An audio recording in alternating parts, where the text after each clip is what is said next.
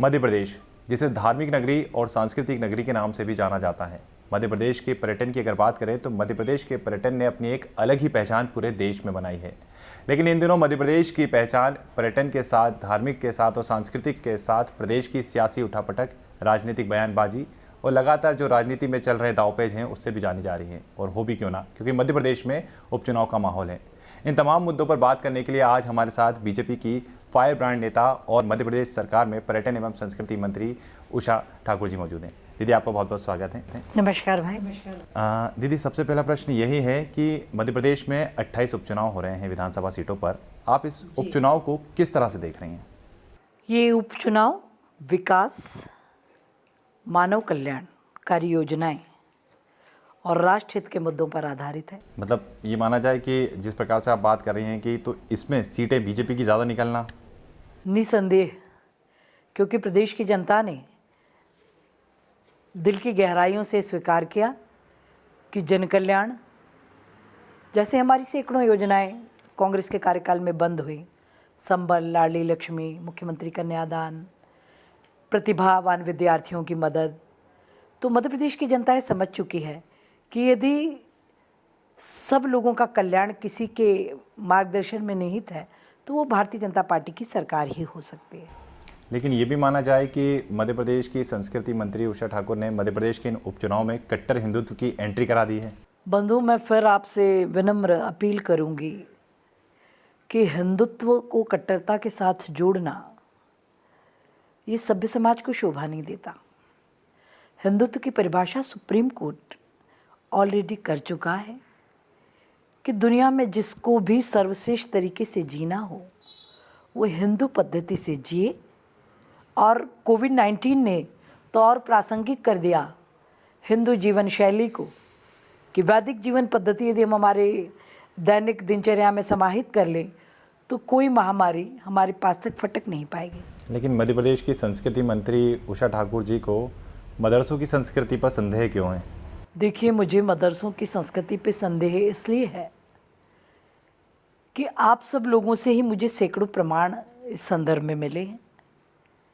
Media जगत लोकतंत्र का सजग प्रहरी है और कई सारे प्रमाण आप भी देखेंगे बंधु, तो आप इंटरनेट से आप स्वयं भी निकाल सकते हैं और अध्ययन कर सकते हैं उन सारी बातों का कि मैं प्रमाण और तथ्य के जो भी ऐसे कार्यकलाप हैं, ऐसी गतिविधियां हैं जो राष्ट्र हित में बाधक बने, उन सबको तो जड़मूल से उखाड़ के फेंकना ही चाहिए। यानी कि ये माना जाए कि उपचुनाव से पहले जो एक वोटिंग में ध्रुवीकरण की रणनीति होती है उस पर बीजेपी आ रही है। हमको इन सब छोटी हरकतों को करने की आवश्यकता भी नहीं है। हम प्रखर राष्ट्रवाद की बात करते हैं। हम 21वीं शताब्दी के जगत गुरु भारत के निर्माण की प्रक्रिया में जुटे हुए हैं। हम कभी किसी छोटी मानसिकता की ओर कदापि नहीं जा सकते। लेकिन अल्पसंख्यक समुदाय को लेकर जो आपने बयान दिया है, इससे फ़ायदा बीजेपी को कितना होता हुआ नजर आएगा आपको, या फिर नुकसान, ऐसा लगता है? ये बात बीजेपी के फायदे के लिए नहीं कही गई, ये बात सत्य समाज के सामने पहुंचाने के लिए कही गई है। लेकिन शिवराज जी किसी एक सभी तबकों को अगर बात की जाए तो सभी तबके को साथ लेके चलते हैं। आपका जो बयान आया है उसके बाद कोई एक तबका है जो लगातार इससे नाराज चल रहा है। ये आपका अनुमान ठीक नहीं है। जो राष्ट्रभक्त अल्पसंख्यक समाज है वो मेरे साथ कंधे से कंधा मिला के खड़ा हुआ है। हम कलाम साहब के पुजारी हैं। हम भी वीर अब्दुल हमीद की रोज़ पूजा करते हैं, रहीम रसखान के दोहे और भजन गाते हैं। राष्ट्रवादी जो सामाजिक समरसता के साथ इस देश के ताने बाने को मजबूत करना चाहते हैं, ऐसा अल्पसंख्यक समाज हमारा साथी है। बिल्कुल, इसी पर मेरा प्रश्न है कि 3 तलाक का जब मुद्दा आया था पूरे देश के अंदर, तो उससे अल्पसंख्यक समाज का एक बड़ा वर्ग बीजेपी के साथ था। लेकिन अब आपका जो बयान आया है उससे ऐसा लगता नहीं कि इससे पार्टी को किसी प्रकार की परेशानी हो सकती है? देखिए, सच्चाई से कभी परेशानी नहीं होती। सत्य परेशान जरूर हो सकता है पर पराजित तो कदापि नहीं हो सकता। आपने एक बयान दिया था देशद्रोही और देश प्रेमी वाला, तो आपको ऐसा क्यों लगता है कि कांग्रेस के तमाम जो लोग हैं वो देशद्रोही हैं और बीजेपी के ही देश प्रेमी हैं? भाई, मैं तो बचपन से देखती आई हूँ और जिन संस्कारों में पली बड़ी हूँ, मुझे बहुत अपार कष्ट होता है, वेदना होती है। देश के विभाजन से लेकर आज तक 2 निशान, 2 विधान, 2 प्रधान, भारत के कश्मीर को ही भारत से अलग कर दिया। और किन किन बातों पर हम बात करें? देश का संविधान सबको समानता का अधिकार देता है। तुष्टीकरण कर करके कांग्रेस ने इस देश की फिजा को बिगाड़ा है। मुझे याद आती हैं वो 70 साल की शाहबानो जो गुजारा भत्ता के लिए कोर्ट गईं और उनके जीवन यापन के लिए ससम्मान कोर्ट ने कुछ राशि तय की, वो भी उनको ना मिले। कितनी क्रूरता, कितना राजनीतिक स्वार्थ कि हमारा वोट बैंक ना टूट जाए, लोकसभा में जाके उसको बदल दिया जाता है। और एक कितनी बुजुर्ग महिला 80 साल की, उसको उसके जीवन यापन के खर्च से पृथक कर दिया जाता है। इन सब घटनाओं से अथाह पीड़ा होती है, आत्मिक कष्ट होता है और तब सत्य कहना आज के दौर में बहुत ज़रूरी हो जाता है। लेकिन फिर भी अगर बात की जाए तो जो आप कह रहे हैं कि सत्य कहना आज के दौर में काफ़ी ज़रूरी है, लेकिन ये उपचुनाव से पहले ही इस तरह का जो सत्य है वो सामने क्यों आता है? ये मजबूरी होती है या फिर ज़रूरी होता है? ना ये मजबूरी है ना ये ज़रूरी है। बात बात में बात निकले तो हर क्रिया की प्रतिक्रिया हो ही जाती है। आज के दौर की उषा ठाकुर की अगर बात की जाए तो 90 के दशक की उमा भारती यानी कि फायर ब्रांड नेता की ओर बनने की राह पर चल रही है, ये माना जाए? जी, मैं ऐसा नहीं मानती। मेरे संगठन ने मुझे सत्य कहना ही सिखाया। मेरे पिताजी ने मुझे यही संस्कार दिया कि सत्य कहो। एक अकेले हो आप या आपके साथ भीड़ खड़ी हो, मैं हूँ उनके साथ खड़ी जो सीधी रखते अपनी रीढ़ और हमेशा सत्य बात दमदारी से कहो। यही संस्कार मिला है। लेकिन आपने, अगर हम अलग तबकों की बात करें तो आदिवासी संगठन है जयस, उसको भी लेकर आपने जो बयान दिया था, उसके बाद कहीं ना कहीं आदिवासी समुदाय के अंदर भी कहीं ना कहीं एक रोष था। उस बयान को भी घुमा दिया गया। मेरा कहना इतना ही था, जयेश एक सामाजिक संगठन है, पर उसमें कुछ लोग जो निजी स्वार्थों के कारण उसमें घुस गए हैं और उसकी दिशा परिवर्तित करना चाहते हैं, उन लोगों से सजग रहने की बात मैंने कही कि ऐसे लोगों की बात आप वनवासी कदापि मत मानिएगा। सभी आदिवासियों को आपने ये नहीं कहा था? संभव ही नहीं, कैसे कहेंगे? आदिवासी समाज के सच्चे सेवक हम लोग हैं। बरसों बरस से हम भी उनके सामाजिक उत्थान के लिए काम कर रहे हैं। अभी जब से मैं महू गई हूँ, मेरा मानपुर मंडल जो आदिवासी बहुल मंडल है, वहाँ स्वास्थ्य केंद्र नहीं था। युद्ध स्तर पर मैंने स्वास्थ्य चलित चिकित्सालय वहाँ प्रारंभ किया। वहाँ सारी सरकारी ज़मीनों को जाति विशेष के लोगों ने हड़प रखा था। हमने उनकी नप्ती करवाई, गौशाला के लिए, आंगनवाड़ी के लिए, आयुष केंद्र के लिए उनको मुक्त कराया। जनजाति समाज का सामाजिक उत्थान करना, उनके सामाजिक ताने बाने को राष्ट्रीयता के अनुकूल रखना, ये तो हम सबके संस्कारों में समाहित है। लेकिन सबसे अलग हटके अगर बात की जाए तो 2019 में भी आपका एक बयान निकल कर आया था जिसमें आपने नाथूराम गोडसे को देशभक्त बताया था, और यही बयान जब साध्वी प्रज्ञा जो कि भोपाल की सांसद है उन्होंने दिया तो प्रधानमंत्री नरेंद्र मोदी ने उन पर नाराज़गी जताई थी। जी, इस संदर्भ में मैं इतना ही कहना चाहती हूँ कि भारतीय संविधान बहुत सशक्त और मजबूत है। यदि गोडसे जी ने गांधी जी को मारा तो उन्हें दंड मिला या नहीं मिला? उन्हें मृत्यु दंड मिला। एक आदमी जीवन भर जो कार्य करके आता है, अच्छे कार्यों का सम्मान है। यदि कहीं गलती की है, संविधान का अवहेलना हुई है, तो कठोरतम दंड हर व्यक्ति को मिला है। यानी कि शुरुआत में उनके जो कार्य थे वो अच्छे थे, ये निश्चित रूप से। पर जब उन्होंने गलत संकल्प लिया या गलत राह पे चले तो भारतीय संविधान ने उन्हें कठोरतम दंड दिया। लेकिन कांग्रेस तो हमेशा यही कहती है कि सबसे पहला आतंकी अगर कोई था तो गोडसे था। क्योंकि कांग्रेस को असली आतंकी तो दिखते ही नहीं है। जिन फैक्ट्रियों को उन्होंने स्थापित किया उनकी तो जानकारी वो देना भी नहीं चाहते समाज को। वो कैसे किसी असली आतंकवादी को पहचान सकते हैं, क्योंकि सबके सरपरस्त तो आज़ादी के 70 सालों में वो ही रहे हैं। आप भी एक महिला हैं, महिलाओं को लेकर उषा ठाकुर का क्या सोचना है? महिलाओं को लेकर आज नवरात्रि के इस पावन प्रसंग में मैं इतना ही कहना चाहती हूँ कि बहनें अपने आत्मबल को जागृत करें, भीतर बाहर से इतनी मजबूत हों, क्योंकि वो विश्व की निर्मात्री शक्ति हैं, राष्ट्र की आधार शक्ति हैं। उनका शीलवान, चरित्रवान, बहादुर होना देश के भविष्य के लिए बहुत आवश्यक है। आपने हाल ही में भी देखा होगा मध्य प्रदेश में जो बयानबाजी हुई, कमलनाथ ने जो बयान दिया था, पूर्व मुख्यमंत्री हैं, उनके बयान को लेकर बीजेपी ने मौन व्रत किया था। लेकिन आप ही की पार्टी के प्रत्याशी हैं बिसाहू लाल जी, जो कि मंत्री भी हैं, और उन्होंने एक प्रत्याशी, कांग्रेस प्रत्याशी की जो पत्नी है उनको लेकर जो बयान दिए, उसके बाद बीजेपी मौन है एकदम। बीजेपी मौन नहीं है। मैंने भर्त्सना की उनके बयान की, क्योंकि आप राजनीति कीजिए पर किसी भी पक्ष की किसी महिला को आप अपमानित करने का अधिकार भारतीय संविधान आपको नहीं देता। ये भारतीय संस्कृति यत्र नार्यस्तु पूज्यन्ते की पथ पे चलने वाली है। महिलाओं को लेकर जो बयानबाजी होती है राजनीति में, आपको लगता है कि इस तरह की बयानबाजी को दूर करना चाहिए? ऐसे राजनेताओं को भी कहीं ना कहीं निश्चित रूप से दूर करना चाहिए। और मातृशक्ति से भी मेरा प्रार्थना है कि यदि हम राजनीति में आए हैं तो हम भी एक व्यक्ति बन के राजनीति करें। हम महिला बन के या महिला की ढाल सामने लेकर राजनीति ना करें। हम अपना कामकाज इतनी प्रामाणिकता से और इतनी मेहनत के साथ करें कि ये भेद को हम समाप्त कर दें। उपचुनाव चल रहे हैं, किस तरह का जो एक कहा जाता है कि रोड मैप तैयार किया जाता है? आप चूँकि संस्कृति मंत्री हैं, पर्यटन मंत्री हैं, धर्मस्थ आपके पास हैं, तो किस तरह से इस पूरे चुनाव को आप देख रहे हैं? और अपने विभाग के तौर पे, क्योंकि जाहिर सी बात है कि जब आप जनता के बीच में आएंगे, कई अपेक्षाएं होती हैं जनता को आपसे, उनकी अपेक्षाओं पर आपने क्या सोचा कि अगर आपके प्रत्याशी जीतते हैं तो किस तरह की आप उनकी अपेक्षाओं पर खरी उतरेंगे?